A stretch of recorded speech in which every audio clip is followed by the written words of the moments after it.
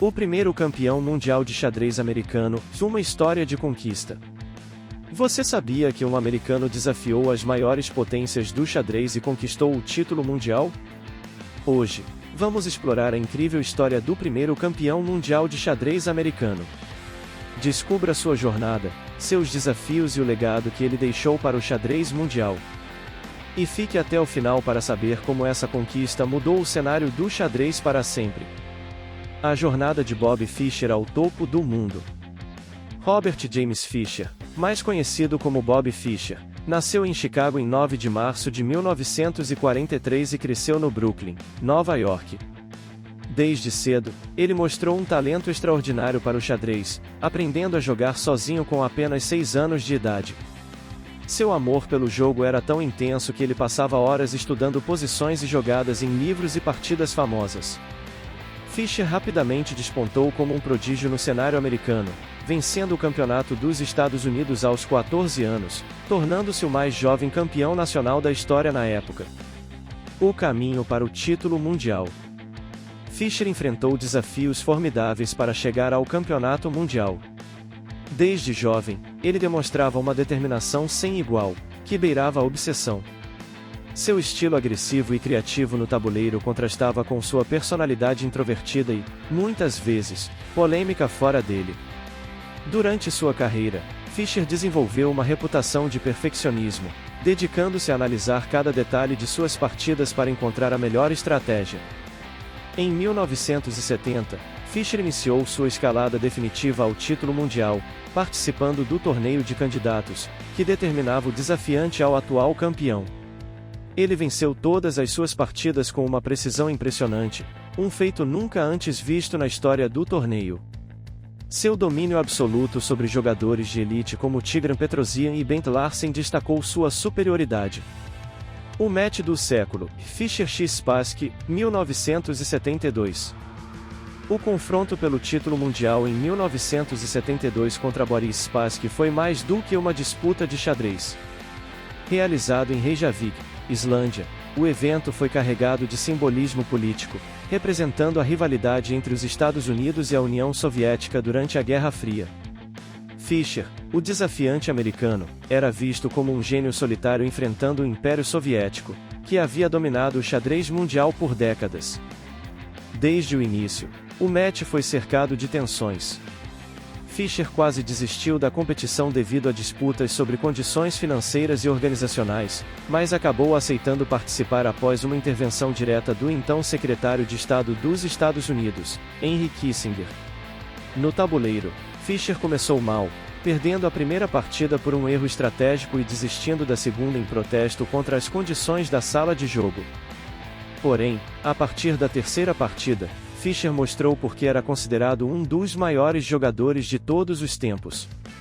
Ele venceu com um brilhante ataque posicional, quebrando a confiança de Spassky. A partir daí, Fischer dominou o confronto, criando partidas que seriam estudadas por gerações de jogadores.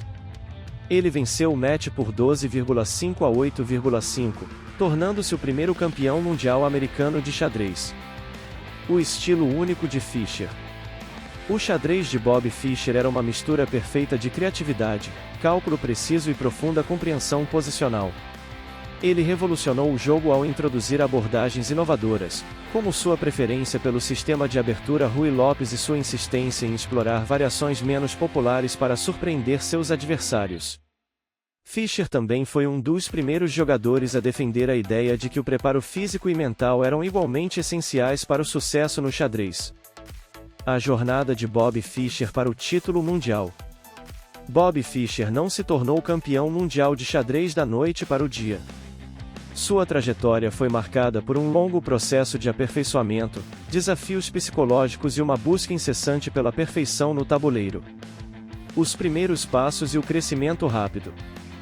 Quando Fischer tinha apenas 14 anos, ele já era um prodígio do xadrez. Sua primeira grande vitória foi o Campeonato dos Estados Unidos, em 1957, quando derrotou o campeão nacional em ascensão, Donald Barney. A partir desse momento, a comunidade internacional de xadrez começou a prestar atenção no jovem talento americano. No entanto, seu estilo e método de preparação eram tão incomuns que muitos não acreditavam que ele pudesse realmente competir com os grandes mestres da época. Fischer se destacou não apenas por sua habilidade no tabuleiro, mas pela forma quase obsessiva com que se preparava.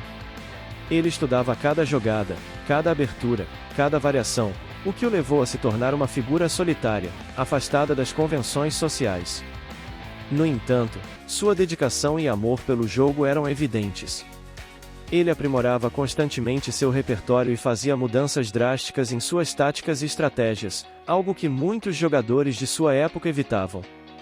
Subindo no ranking internacional, Fischer, aos poucos, foi se impondo nas competições internacionais, derrotando adversários de peso como Mikhail Tal, ex-campeão mundial, e Viktor Korchnoi, um dos grandes nomes do xadrez soviético. Em 1964, Fischer fez história ao derrotar o então campeão soviético Tigran Petrosian, o que gerou uma série de debates sobre suas chances reais de disputar o campeonato mundial. Durante a década de 1960, a rivalidade entre Fischer e os jogadores soviéticos atingiu um novo patamar. A União Soviética dominava o xadrez mundial, e os soviéticos tinham uma abordagem coletiva para o jogo, o que significava que jogadores de diferentes países do bloco socialista trabalhavam em conjunto, compartilhando estratégias e informações. Fischer, no entanto, rejeitava qualquer tipo de colaboração e acreditava que o xadrez deveria ser um esforço individual. Ele entrou em diversas competições, como o Torneio de Candidatos, e se tornou o grande antagonista do bloco soviético. Os torneios de candidatos e a imposição do talento. Nos torneios de candidatos, Fischer demonstrou que seu talento era incomparável. Em 1966, ele foi à final do torneio e venceu o grande jogador russo Boris Spassky, confirmando sua ascensão ao topo do xadrez mundial. Fischer, com uma série de vitórias, chegou a ser chamado de a gênio de Brooklyn pela mídia, tornando-se um nome temido no circuito internacional. Em 1970, Fischer entrou no torneio interzonal de Palma de Mallorca, onde começou a mostrar ao mundo sua verdadeira capacidade. Ele venceu a competição de forma avassaladora, com uma série de vitórias convincentes que deixaram seus adversários perplexos. O estilo agressivo de Fischer, sua habilidade de controlar o ritmo da partida e sua capacidade de ler os movimentos de seus oponentes se tornaram lendas no mundo do xadrez. A partir desse momento, Fischer se tornou o principal favorito a desafiar o campeão mundial de xadrez, Boris Spassky, superando obstáculos pessoais e profissionais. Apesar de seu talento inquestionável, Fischer teve dificuldades em sua jornada, que estavam além das questões do xadrez. Ele enfrentou desafios financeiros, disputas com a Federação Internacional de Xadrez, FIDE, e, principalmente, problemas psicológicos. Fischer era notoriamente difícil de lidar, com uma personalidade complexa e imprevisível. Ele frequentemente se recusava a jogar em locais que não atendiam às suas exigências, e, por vezes, usava suas próprias estratégias psicológicas para desestabilizar os adversários. Esses aspectos pessoais e profissionais não impediram sua ascensão, mas fizeram com que muitos questionassem sua capacidade de manter o foco no grande objetivo, o campeonato mundial. Seu distanciamento das normas da FIDE e sua constante busca por um novo nível de excelência no xadrez ajudaram-no a se tornar uma figura controversa. No entanto, seu desempenho no tabuleiro era inquestionável, e ninguém duvidava de que ele estava em seu melhor momento. O título mundial se aproxima. Com sua vitória no Torneio de Candidatos de 1971, Fischer conquistou o direito de desafiar o então campeão mundial, Boris Spassky, pelo título. A expectativa em torno do match de 1972, o match do século, era enorme, não apenas por se tratar de uma batalha pelo título mundial, mas também porque representava uma disputa ideológica entre o Ocidente e o bloco soviético. Fischer tinha, enfim, a chance de provar a sua habilidade e conquistar o que poucos acreditavam que fosse possível para um americano.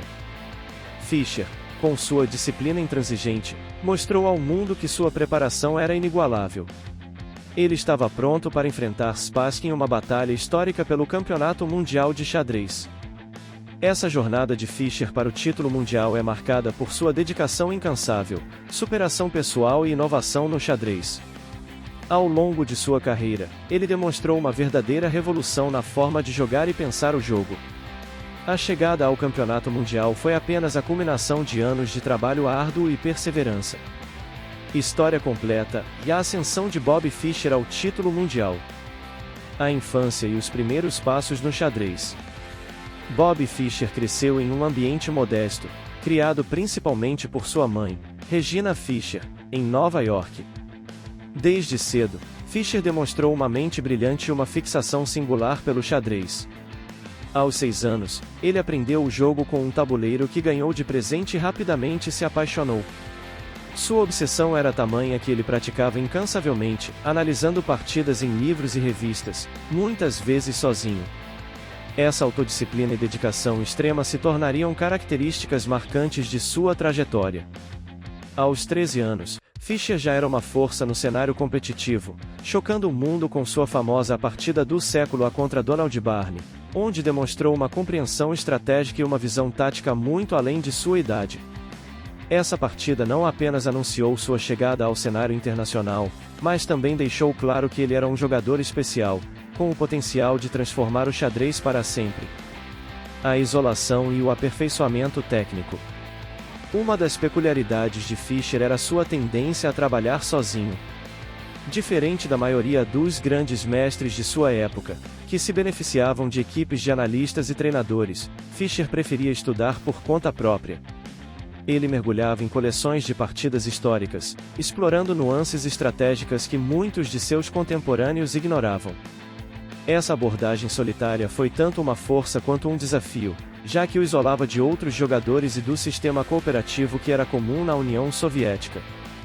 Esse isolamento, no entanto, permitiu que Fischer desenvolvesse um estilo de jogo único, marcado por uma agressividade controlada e uma precisão quase matemática. Ele era conhecido por sua habilidade em transformar posições aparentemente simples em vitórias complexas, explorando até mesmo os menores erros de seus oponentes. A mentalidade de competidor. Fischer era conhecido por sua competitividade implacável. Ele acreditava que o objetivo do xadrez não era apenas vencer, mas derrotar completamente seu oponente, tanto mental quanto estrategicamente. Essa filosofia ficou evidente em sua abordagem ao campeonato mundial. Fischer não se contentava em simplesmente vencer, ele queria provar que era o melhor jogador de todos os tempos.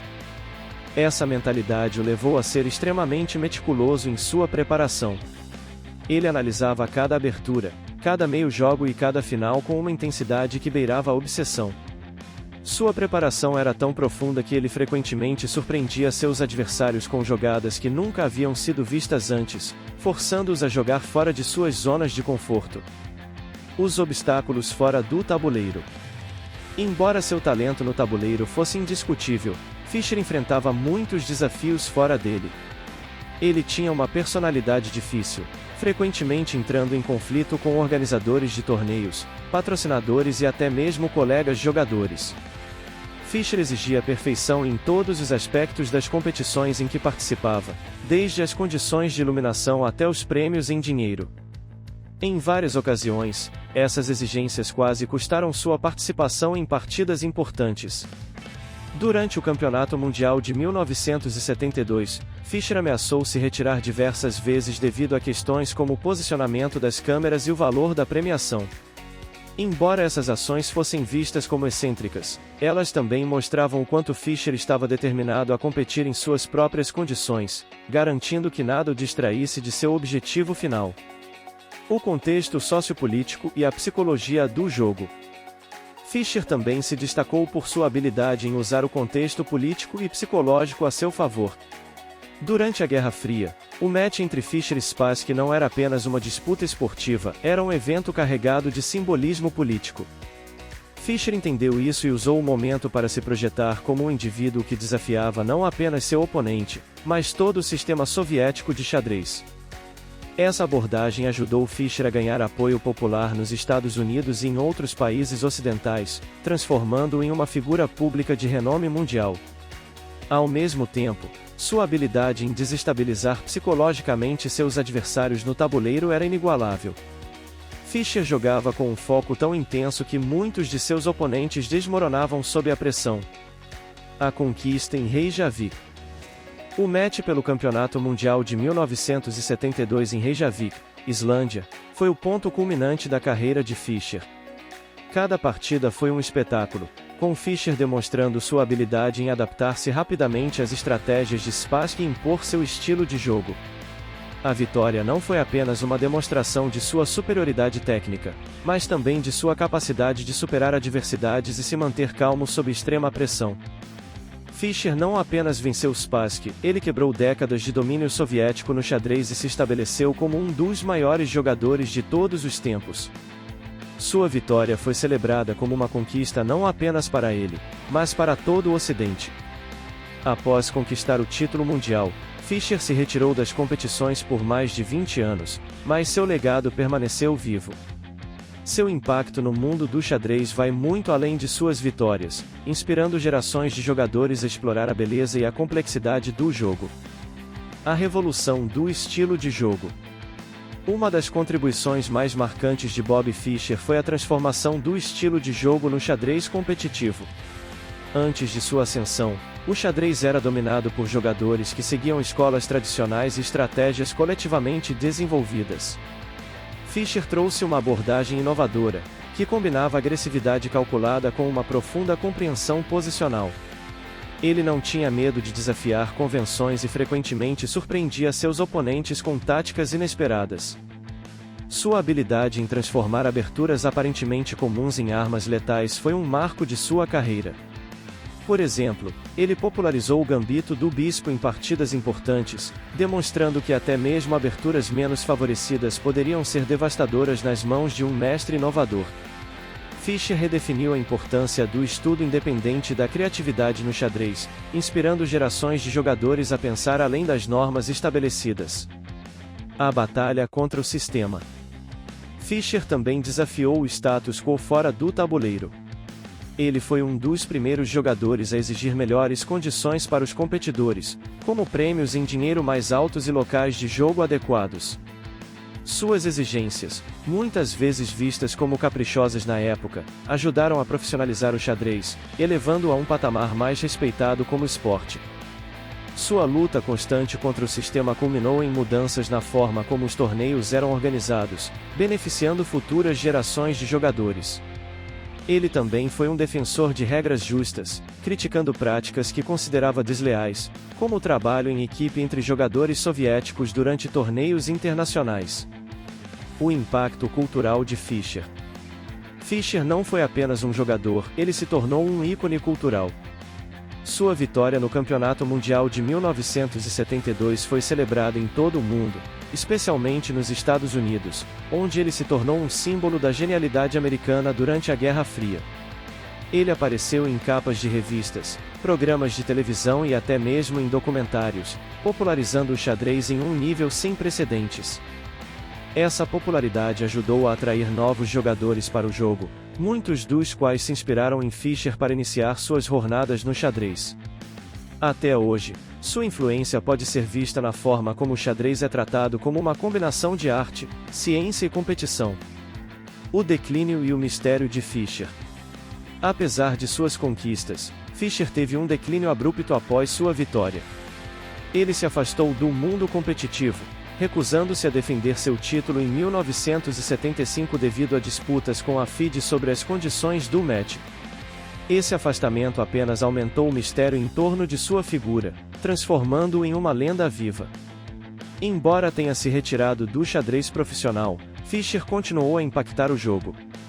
Suas análises e partidas são estudadas até hoje, e seu legado permanece como um dos maiores já vistos no esporte.